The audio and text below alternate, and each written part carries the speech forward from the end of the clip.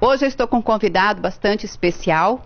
Eu conheci ele no dia da coletiva com o nosso bispo, né? O Dom Frei João Mamed Filho, que nós falamos sobre... Foi o tema da Páscoa.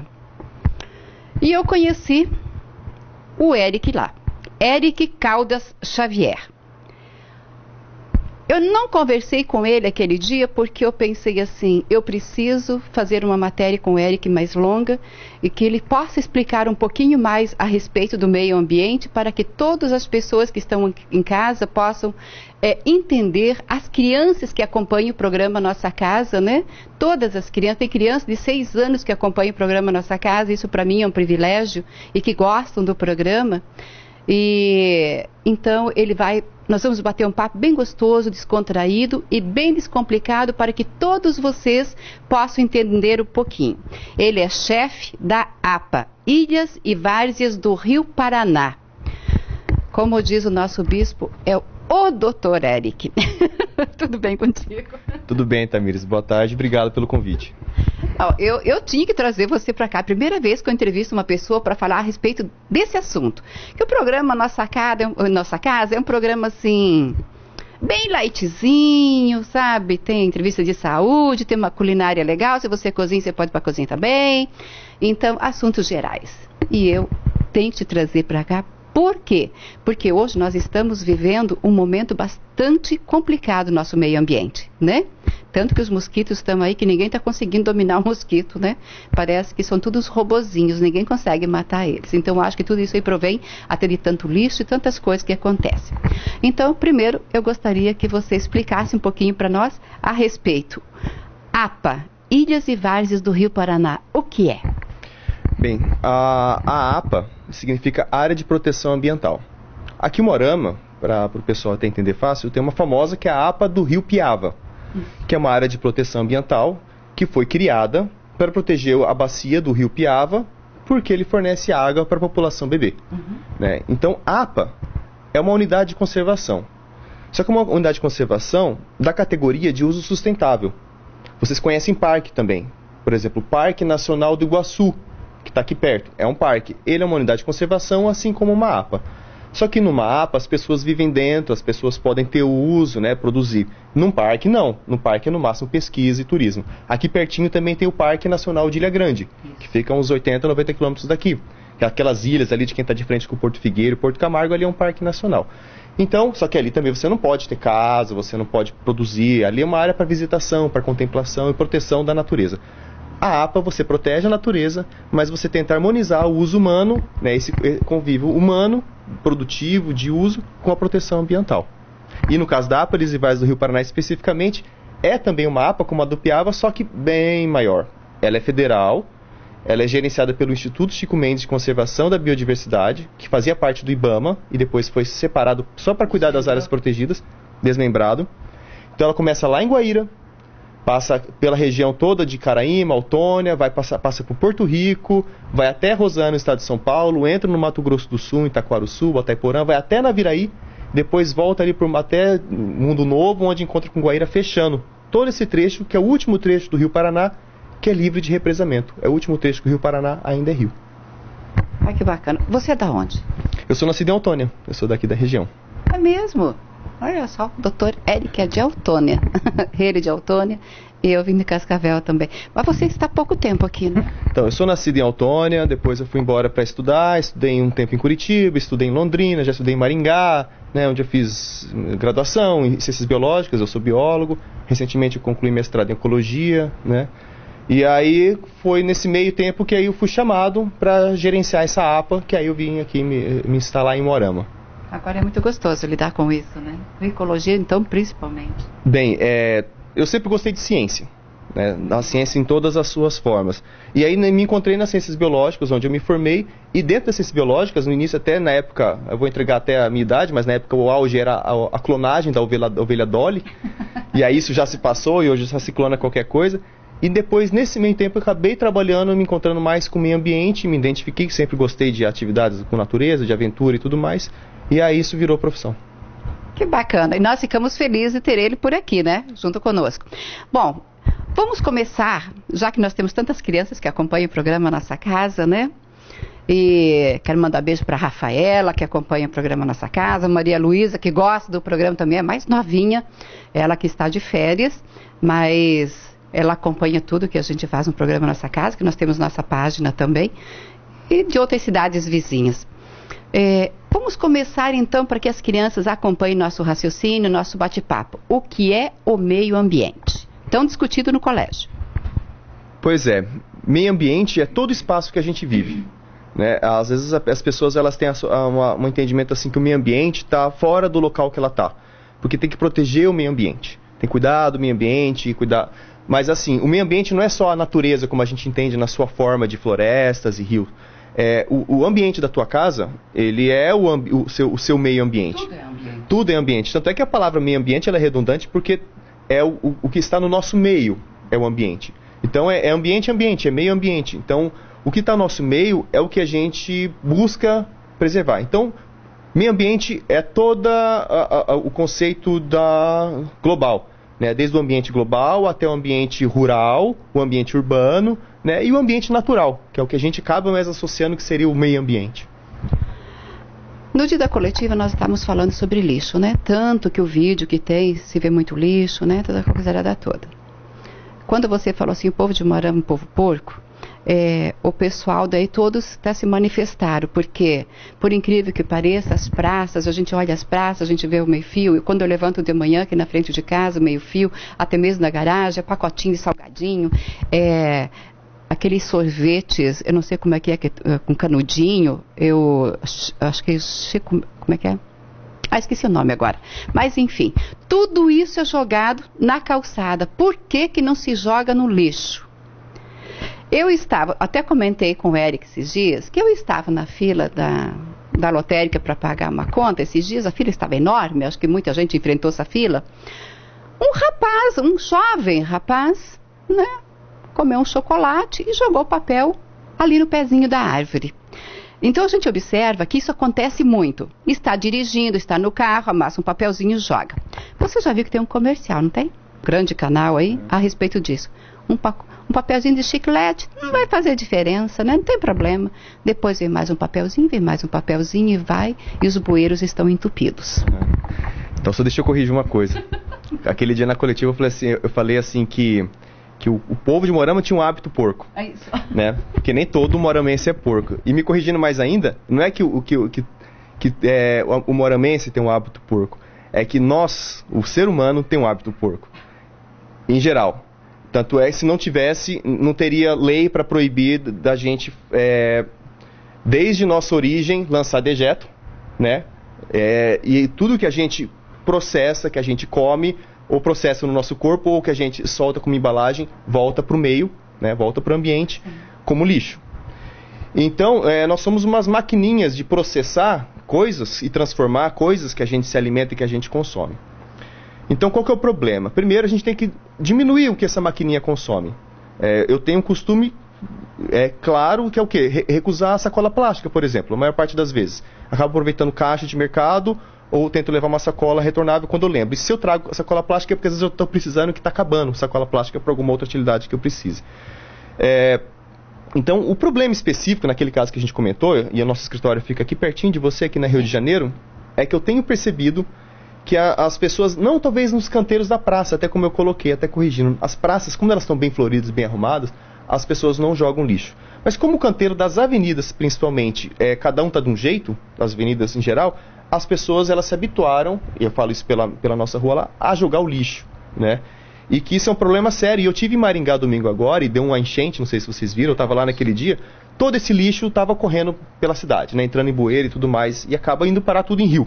Se vem uma chuva, vai parar tudo no rio. Se não vem, fica aquela ali enfeiando a cidade. Um problema, claro, é o problema de saúde, tem o problema da dengue, mas até o lixo, ele até desvaloriza o teu patrimônio, né? Se você tem uma casa, num bairro que é sujo, se você um dia for alugar ou vender, ele vai valer muito menos, porque é um lugar que está esculachado. Em Curitiba, tinha um projeto que eu achei interessante, que fizeram uma conscientização com jovens para parar de pichar, porque para o setor imobiliário era super interessante que os jovens detonassem com o seu bairro.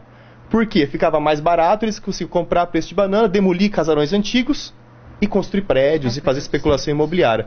Então, fizer um trabalho de conscientização nas pessoas, para as pessoas valorizarem o seu bairro, até valorizar financeiramente o seu imóvel, né? Cuidando, né? Depois atividades culturais e de pintura, e isso acabou com pichação, acabou com o trabalho, porque as pessoas entenderam que eu não estava fazendo um protesto contra alguém, eu estava prejudicando a minha casa e até meu pai, que um dia viveu ali, o meu avô, que viveu naquele ambiente. Então, esse ambiente urbano também é um espaço que a gente tem que estar cuidando, né? Porque como eu coloquei lá no dia da coletiva, não é porque a casa é minha que eu posso fazer o que eu quero. Porque como a gente colocou, tudo é a nossa casa. Isso. É o ambiente global, é a nossa casa. Então, o que está na frente do meu portão também é preocupação minha.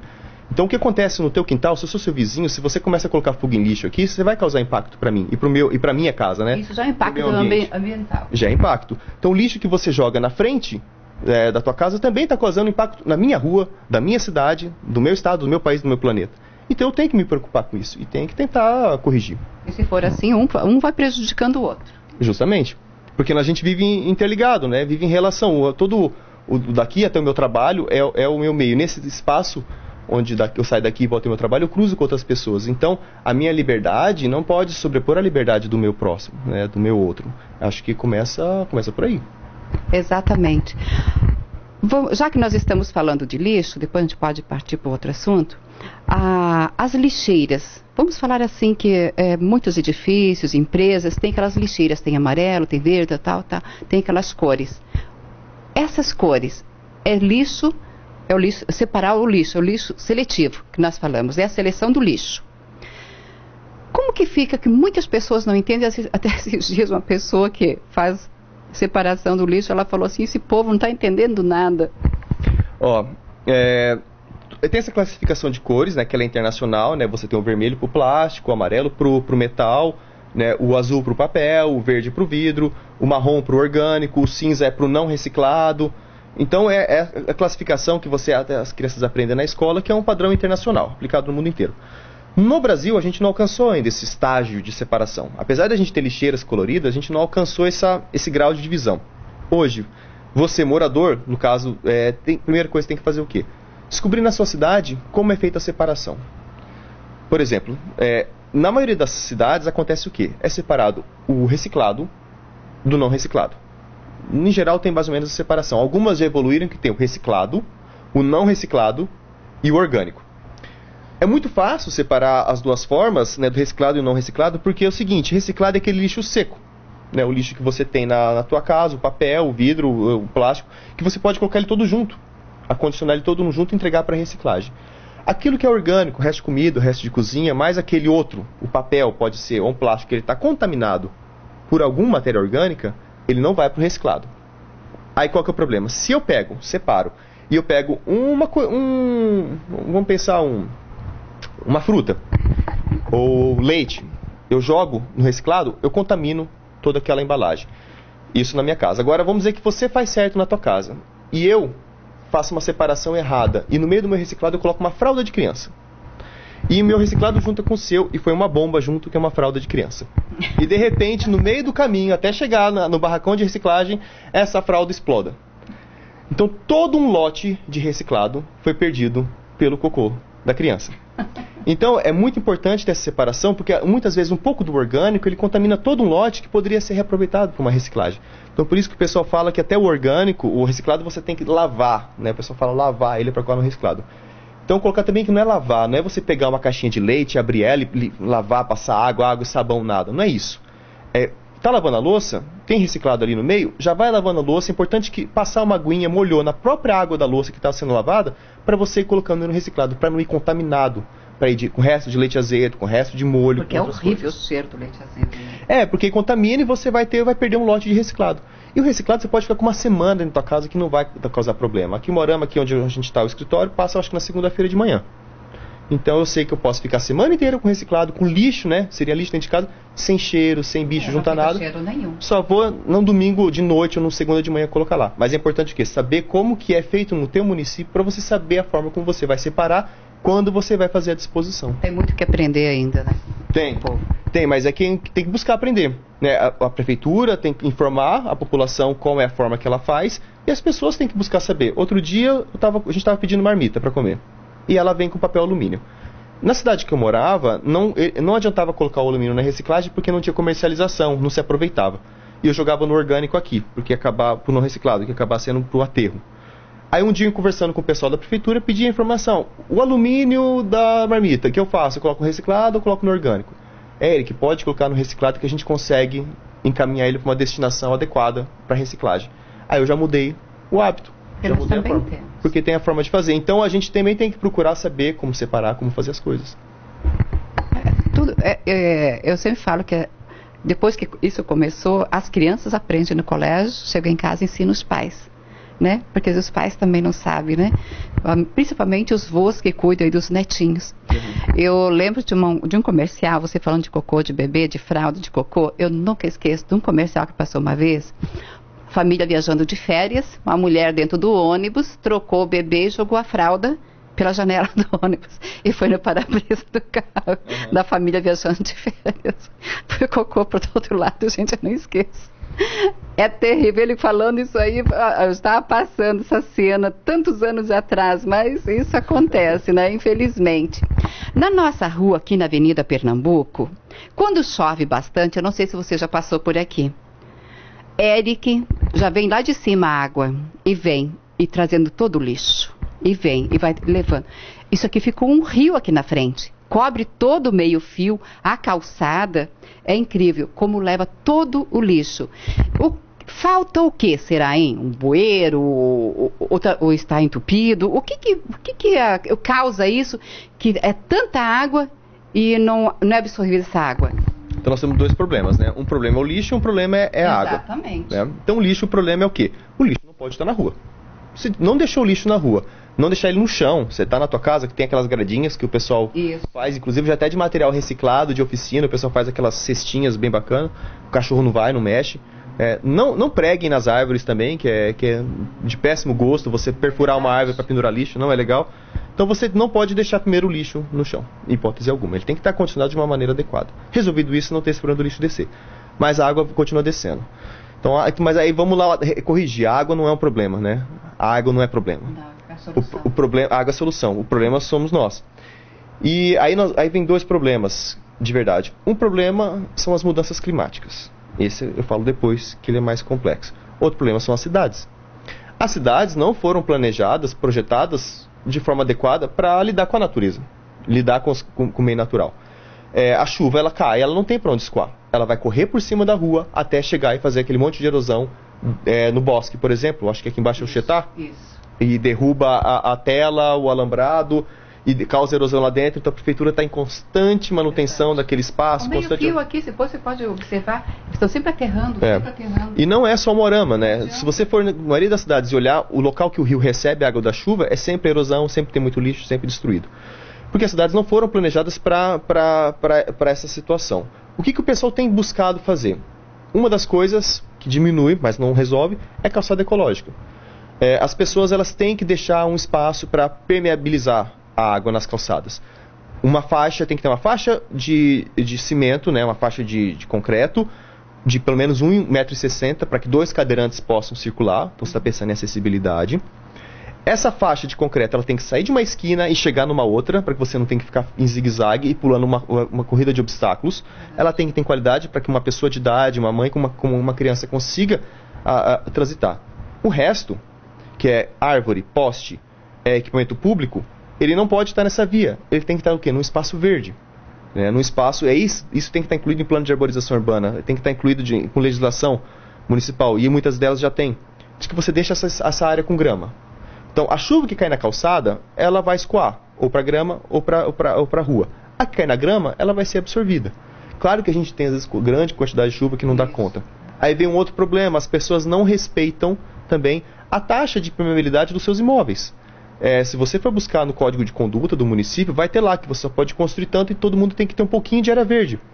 Então, às vezes não é nem culpa nossa, que a gente já chega e já compra ou aluga um espaço que já não está atendendo aquelas determinações. Então, a água não tem para onde ir. E por fim, né, onde que tem calçada e que tem árvore, as pessoas cimentam a árvore até o seu tronco. A árvore não consegue respirar, ela não consegue receber água, aí ela morre, cai em cima do carro e as pessoas reclamam que a culpa é da árvore. Então a árvore também não é o problema, é a forma que as coisas estão sendo feitas. É verdade. Conversando, a gente vai vendo, né, os problemas que acontecem, nós que somos culpados, né? Uhum. Então faz toda aquela armação de cimento, coitadinha, ela fica ali abafada, né? É claro, não tem como respirar, é claro que a raiz vai apodrecer, ela vai apodrecer, e daí dá um vendaval e acaba. Eu vou para o apoio cultural rapidinho e volto já, porque nós temos mais assunto.